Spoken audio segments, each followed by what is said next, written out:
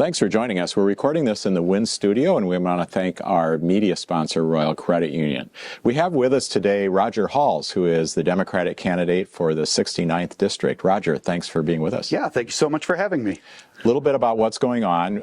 We want to find out first who you are before we get to some legislative questions. So what do you want to tell people about Roger? Well, I'm 45 years old. I served 4 years in the military from 2000 to 2004.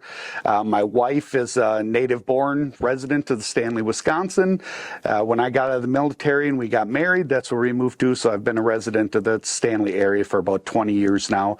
I work IT. I found my love for that when I was in the military, and that's we just love the area so much. That's where we decided to live and raise our 3 girls, and do a lot of community support with different organizations, Children's Miracle Network, Big Brothers Big Sisters.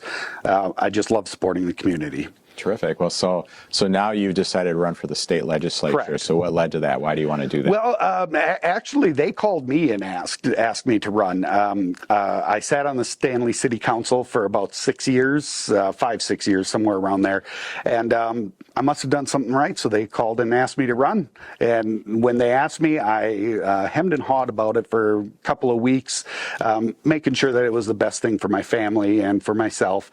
And as I was paying attention to a lot of things, I was just like, well, you know, if you want to see change, you got to make change. You got to get involved and active. Well, that leads to what you would do if you were in the legislature. So if you're elected in November, come January, you would become part of the assembly. So what issues do you see yourself working on?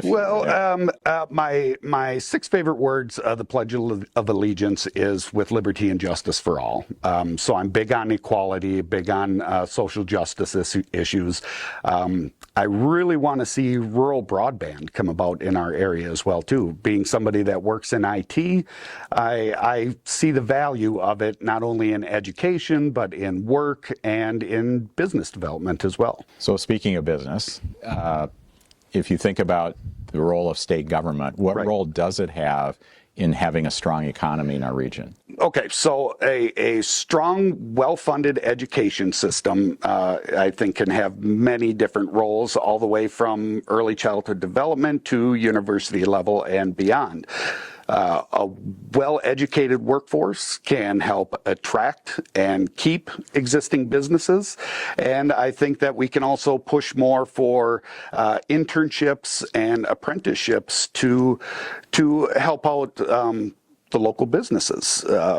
Like I said, smarter workforce leads to less accidents. It can lead to more efficient processes. It can even lead to research and development in some emerging businesses like biotech and clean energy. I also think that on the state level, we can help support financially some businesses. We can provide existing businesses, new businesses, and entrepreneurs. We can help them out with maybe like grants, low-cost loans. We can maybe provide mentorships. We can provide marketing assistance and business planning with them as well, too. We can help with fair wages and affordable health care. People make more money, they spend more money. That creates a better economy as well. Affordable health care. How can I say it? A healthy workforce leads for a more productive workforce. And I also think that with affordable health care, if people don't see that as a barrier to starting a business or even growing their business, they can work around that. So that's one of some of my big parts there. I should add in fair regulations. I think that if we can find some way to have a good compromise between thriving business and keeping workers safe, keeping the consumer safe, I think with doing that we can actually improve a lot of things. All right. Well, Roger, thanks for sharing your views with us today. Absolutely. Thank you for having me. And we encourage you to study up, make an intelligent decision, and be sure to exercise your vote on November 5th.